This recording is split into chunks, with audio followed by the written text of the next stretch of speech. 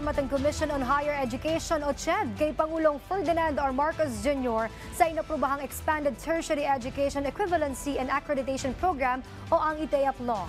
Ayon kay CHED Chairman Prospero de Vera III, dahil sa pagkakalagda ng batas, ay dadami ang mga pamantasang maaaring mag-offer ng mga degree programs na pwedeng sakupin ng nasabing programa. Layo ng programa na magkaroon ng undergraduate degree ang mga Pilipino kahit ang mga overseas Filipino workers sa pamamagitan ng kanilang work experience.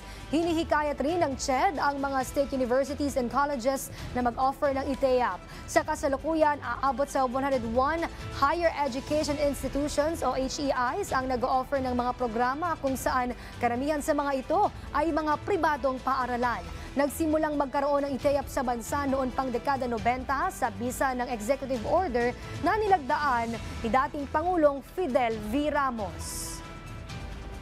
Palalawakin natin yung bilang na school at mas importante, palalawakin natin yung mga degree programs na authorized under ITEAP.